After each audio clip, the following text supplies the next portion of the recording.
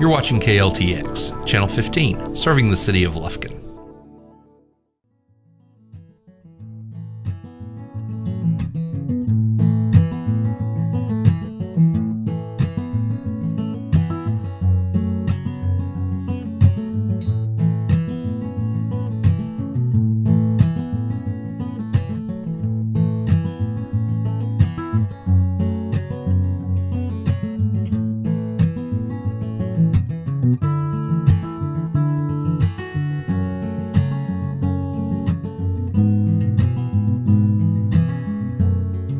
Hello everyone. Welcome to the June edition of Forest Country Gardening. My name is Elaine Cameron and I'm an Angelina County Master Gardener. Today we will discuss principles of landscape design. Here with me today is Master Gardener Jeannine Stevens. She turned a little strip of land between her house and property line into an enchanting pathway garden. Jeannine used a plan in Texas Home Landscaping by Greg Grant and Roger Holmes and brought it to life.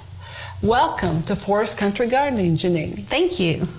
And now we're going out to Jeannine's house to see how her vision was made into reality. Well, here we are at the garden. And Jeannine, your place is lovely. Would you show us your side yard, please? Would be happy to. Walk this way.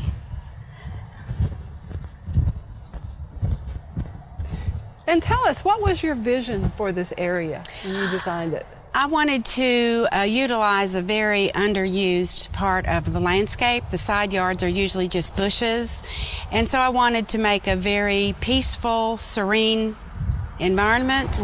And I certainly wanted to focus on taking care of bees and hummingbirds and butterflies. So this planting does that. Well, it's lovely. Thank you. So what is the light here, the sun? Okay, the afternoon sun comes directly on this garden, and that's why we have such good perennials that just love sun. And at the further end, we get morning sun. We get some afternoon sun. But for now, it's just mostly afternoon sun. Okay. And you chose plants for butterflies and bees? Yes, I wanted to focus too on native plants that because they do so well in East Texas, and did want to focus on taking care of our bees and butterflies and hummingbirds and even dragonflies. Love this garden. Okay. And planting it, you had some things that you needed to work with, like drainage. We know the site, it's sunny, basically, and drainage. It's a wet area and water drains across, so what did you do to remedy that? Yes, the elevation of the land, that this is a lower part of the lot, and it was always slushy and moist. So what we did was put in French drains to where it would take the runoff and direct it to the backyard. And so it works very natural. It flows with gravity. So that kept this from being too moist, but it's just right. And there's a French drain right there. Yes, there's a French drain down there, and it empties out in the backyard. So it drains and keeps your path dry. Yes. And then you also had to terrace and slope away from the house, I believe, right? Yes, that was a challenge, and that is why I put the liriope, big blue liriope, it spreads, it thickens, and it should hold the dirt as well as the plantings that are in the flower bed. On the other side, it's a little bit more level, but at the further end, I use just rocks to hold, give a little bit of a different contrast, but to hold the soil. Right. And your native blue-eyed grass does the same thing here, doesn't it? Yes, it does. Erosion control? Yes. Okay. It sure does. Alrighty. So you put in a pathway. Now tell me about how you did that. Did you do it yourself? Did you have help? I was inspired by a book, Texas Gardener, and I went through there, and it was such a handy book because it shows plantings for sunny areas, for shady areas, for partial sun. And when I saw the pathway, I thought it was perfect, just to do a little step down the way the land naturally lays, and went from there. Okay. And did you have it professionally installed? Yes, I did use professionals to take out the old bushes that I had, Right. but they did put in my flagstone walkway, and they brought in the landscape soil to promote growth and development of my plants. And I believe they leveled the flagstone with gravel, so it Yes. becomes like a concrete consistency. That's correct. Right? They dug this out and they put in a gravel sand mix and set the stones down in that. So with water, it's supposed to hold those stones in place with rain and so forth. So Okay. yes, that's how we did that. Okay. And I was noticing you have yarrow over here. Oops. Watch To us- watch my step. Yarrow is another native, and you have coneflowers and salvias, and this is a native, the blue-eyed grass. This is so beautiful in the spring. Right. I've sold a lot of people on it when we have the Master Gardeners have their sales, because it's just a beautiful grass, and it has the most beautiful tiny little blue flowers that just seem to float above the grasses. So it was a real pretty feature, as opposed to, just liripe, which I love, but it flowers, but this is really special. Right, and it combines well with spring bulbs, I've heard. Yes, it does. Yes. So the path just invites you down, down the way. And so for design, we'll look at some of the design elements you did. Okay. Greg Grant developed an acronym for design called BIRDS. So it's balance, unity, repetition, dominance, and scale. So balance is done well here because you have plants on both sides of the sidewalk. You've balanced it well. And you have balance in your total landscape because I believe you have another shrub garden on the other side of the house. I do. It's an azalea bed. So there's balance, right? And unity, everything is pulled together with the pathway. Yes. Everything gets pulled together. So the pathway ties it all together, as well as the edging stones, the grass edgings. So it's all one unit. And then repetition, you have plants repeated. There's blue salvia here, blue salvia there. You have crepe myrtles in several places, coneflowers here, and Everywhere. there. So the repetition pulls it together so people know it's the same design, the same place. And dominance, if you stand back here, your river birch is lovely. Thank you. So as you come up from the path from the back garden, it's something that draws your eyes because it's larger than everything else and a focal point. But I believe you pointed out to me earlier this Confederate rose is also a dominant point on this wall, right? Yes, this is an amazing plant. It's in the hibiscus family, and this grows as tall as the house and is beautiful. I cut it back every year, so now it's coming back. The flowers, when it flowers, usually in late summer, early fall, it comes out with a big white creamy flower, and the next day it turns pink, and the next day it turns red and falls off. So it's really an interesting plant, and it gets so big that it becomes the new focal point. Right, so it would be the focal point right Yes. here. You couldn't not see it. Exactly. Right. And also the other focal point might be the backyard. Yes. Yeah. Yes, Where you just could- looking through to see the backyard. You're invited into the green Inviting to where you see the swing and a nice lush green lawn. And it's open. And it's So, lovely. Thank you. Lovely. Thank you. And scale. And now scale relates to size and that things are scaled correctly. And you need to scale it to people as well. And notice the walkway is a comfortable width for people to walk on. Right. Right. And the plants are in scale to the house. They're not overpowering. They're not like overgrown shrubs that are above the roof line. They're in scale. Right. And so that's an important element as well. Right. I'm looking at the bees. They're all over this salvia. They are gorgeous. Yes. They are gorgeous. And an important note, these are native bees, and native bees seldom sting. So not to worry when you put plants in your garden that attract bees. They get along with us really well. They are busy. They are everywhere. It's an important thing to attract pollinators. And your coneflowers are just gorgeous this time of year. Thank you. The I butterflies really love love them. I really do.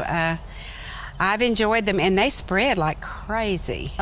So I've given several away, and you just have to thin them, you know. And this salvia is particularly nice. It's a mealy cup? Mealy cup sage, I believe, and it is in the salvia family. It's a beautiful blue salvia that I got locally. There's another one behind it. I've had that plant for about 3 years, and it never disappoints. It always comes up so pretty. And next to that, I have a red rose marvel salvia, and there again, this is all bee and butterfly friendly. Right. Now the salvias are native. We have a lot of salvias native to Texas, in the center part of the country. They're called salvia farinaceous, and a lot of these blue salvias were developed with those. So what I'm reading from Douglas Tallamy for the bees, we want to use native plants for our native insects. Right. But even though you develop them, they're still attractive to the insects. So that's an important thing. So it has a native base. And the rose salvia, I'm not as familiar with exactly where it comes from, but most of them come from the Western Hemisphere. And Jeannine has a lot of well-adapted plants too, which is a good thing because they take less care, and they do. We know they're going to grow. We don't have to worry about that. That's the key. Right. We like things that grow. Right? Things that grow. And tell us about this lovely rose bush. This is a climbing pinky. I was first introduced to this when we had a plant sale for the Master Gardeners, and I just fell in love with it because it's got the prettiest little pink blooms, and it just blooms like crazy. And believe me, I have cut this thing back. When I cut it back, it had completely pulled the trellis over the walkway. So it's very hardy, it's very healthy, and it's a beautiful plant. So we got a bigger trellis. Hopefully we can keep it upright for a while, but I do trim it back, and it's a lovely, lovely rose bush. It has lots of buds, and it bloomed a lot earlier this spring, and it looks like it's getting ready to bloom again. I've deadheaded it to where it will bloom again. And the foliage is lovely, even when it's not blooming. It's the pretty. colors are Little pretty. Contrast. And it's this little crepe myrtle. And what color is that one? This is a coral bush. Oh, okay. This is a coral bush. These are supposed to be very toxic to people and animals. It's got a little tiny red berry. Oh, okay. And I think this is my first year with this, but I think that the berries really show off in the fall. But it makes a pretty plant. It does. A nice conversation piece. Right, right. And then you have the I believe that's indigo spires there, right? Yes. It's the taller of the blue salvias. These are very aggressive salvias. They are. I have cut them back. In fact, they will grow over the other plantings and the walkway, so I've really had to cut these back on both sides of the Confederate rows. But they're certainly bee attractors. Right, and that's an important thing for gardeners to know, that it is okay to cut things back. Yes, Salvias get tall and leggy and flop over, but to keep them attractive, you can shear them, even with the grass shears, several times a summer, and keep them in nice shape, and then they actually will rebloom and do better for you. Oh, they're very hardy, and they do. You can abuse them almost, and they will come back because I had to cut a lot of the undergrowth because it was just everywhere. And so I wanted to leave a little bit just for interest and for the wind to pick up and show off, but it had covered this chartreuse grass, so I had to cut it back. And I believe we talked about the Confederate rose, have we not? We did. Okay, we talked about that one. And what is this plant right beyond the blue salvia? That is another coral berry. Okay, so actually, see the balance. Yeah, the balance. I got both of these at our fall plant sale. And actually, these two were one, and when I moved it a little bit, I found I had two plants. Wow, that's always a bonus. That's a plus, always. And you can tell I had a little bit of a fern in here. This is a Texas fern. And I don't mind if it pops up every now and then. It adds interest, but I just don't want it to take over the flower bed, which it would do. Right. So. And there's your grass that contrasts again. Right. With the chartreuse. And this is a crepe myrtle. And what color is that one? This is red, just like the one up front. Okay. It's an offspring of that one. And I've put plumbago in here. And interesting is this plant is a variegated lantana. And I've never seen a variegated one, so I bought this just to see what happens, and it looks like it's going to be pretty healthy and vigorous. And it'll add, again, your contrasting color. Yes. Your contrast. Yes. And yarrow, I love yarrow. Again, a Master Gardener sale. Right. Yes, these are beautiful, and they are so attractive to insects. They love these. And yarrow is a native. Yes, it is. That's why the insects like it so much. Mm-hmm. And again, it's been adapted for color, and they make a great addition to cut flower bouquets. Yes. You can even dry them and use them in dried arrangements. So yarrow is good for the insects and for us. Yes. Love it. And I think we talked about the cone flowers. Some more cone flowers. And the salvias. So have we missed any plants that we haven't talked? Oh, did we talk about the mountain laurel? This is a Texas mountain laurel.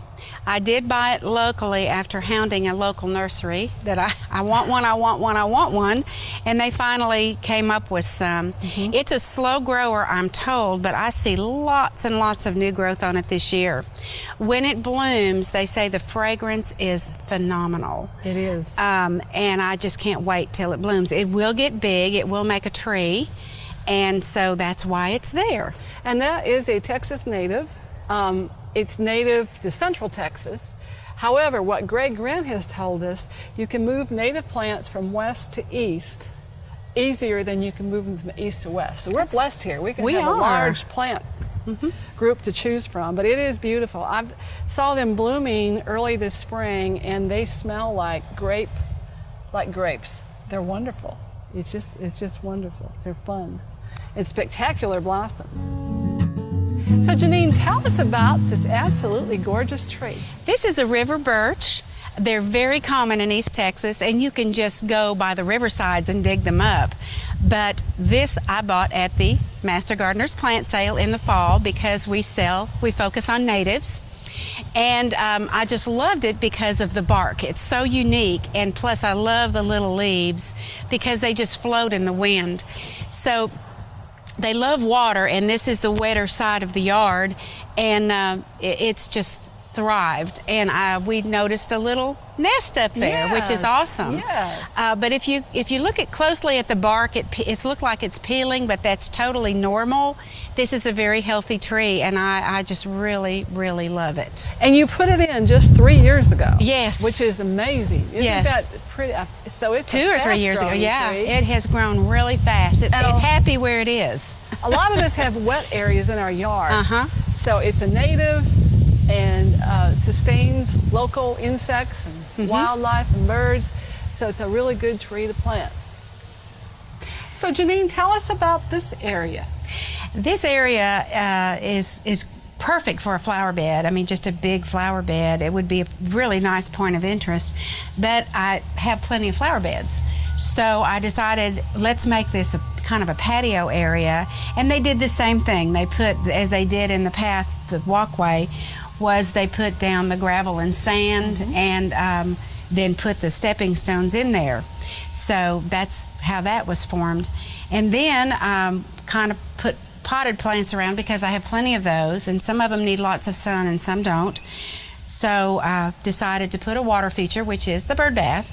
And interesting thing about that is that most people don't know this, but you always put a rock in your bird bath. And the reason for that is that dragonflies, hummingbirds, and butterflies can land on that and get their drinks of water. So it's a landing pad. It's a landing pad. There you go. A landing pad rock. So Jeannine, these are lovely daylilies. Can you tell us about them? Sure. They're all different sizes and types, and right now what you see blooming is what you see blooming, but there are more that will come up later. I was having a problem with them blooming, and so I just asked one of the master gardeners, I said, I have a bed full of greenery, I need some blooming flowers, and what do I need to do? And he said, just throw some 13-13-13 fertilizer on it and they will bloom. And he is absolutely right. So we're in the process of blooming and replacing. So imagine that, fertilizer works, right? Fertilizer works, plus good soil. So this is a Chinese wisteria. It's the purple variety. And my husband and I bought this house 31 years ago, and this was a flat, spreading all over the place wisteria. So we cut it back, and I said, let's make this like a big umbrella. So you can see on the bottom that we cut it and cut it and cut it until it makes a nice little trunk. And then I do trim it every year, and it comes back. I've trimmed it down to the bare trunk before, and my neighbors accused me of trying to kill it. And my response was, you can't kill a wisteria. So it's grown, and it has done exactly what I wanted it to do. In the springtime, it has so many blooms on it that it pulls it down. And I've also noticed that walking through the neighborhood, I have neighbors that have copied this pattern, and they have little wisteria umbrella trees. And I want to add one thing. The Chinese wisteria is invasive, and like you indicated, it grew everywhere. And if at old home places, you'll see it eats trees. It's terribly invasive. So we encourage people to buy the native. However, this is a good example of how to manage a Chinese wisteria if you just have to have one. Turn it into a shrub. Trim it every year. Yes. And it's not bothering anybody. It does make runners that come out from the bottom of the tree, and they're actually under the ground, and so they'll pop up every now and then. I'll have a little wisteria tree here and there. So I just cut them down with my mower, because I certainly don't want them all over the yard. So keeping them contained is a good idea. So Jeannine, thank you so much for inviting us out to your home to see your beautiful landscape. And I think we forgot to talk about one thing. How do you irrigate that area? I have a sprinkler system installed for the entire yard, and on that particular area there are some small sprinkler heads that I use, but here lately I haven't had to use those at all. Right. And you also planted plants that are quite tolerant of drought. They're very hardy, yes. And don't need watering all the time. Right. Okay. And you had some concern about your river birch. Can you tell us about your concerns? Yes, it's about 3 years old, and it's a beautiful tree. It appeared to have something chewing on the leaves of the tree that I pointed out to you. And I thought, gee, is there something going on here? So you explained to me about native plants. Right. Yeah, the river birch is a native plant, and it is used as food for over 400 species of butterflies and moths. And that's important because we like butterflies, but more important, it's important because the birds that are living in that little nest in your tree need caterpillars to grow. So we need to provide the food for those things so we can sustain the birds and other wildlife. So the important thing for folks to know about native plants is if you have a little bit of damage, live with it. The tree will be okay. And if it's totally, there's lots and lots of damage, then there might be other measures you need to take. But basically, let the tree be. It will refoliate and it'll be fine. So thank you, Jeannine, for joining us today on Forest Country Gardening and sharing your beautiful landscape with us. My pleasure. Mark your calendar for Angelina Master Gardener's noon program on Tuesday, June 18, 12 noon until 1 p.m.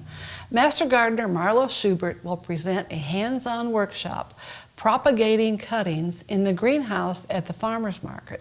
Cost is $5 to cover materials. Reserve your place by calling Angelina Extension at 634-6414.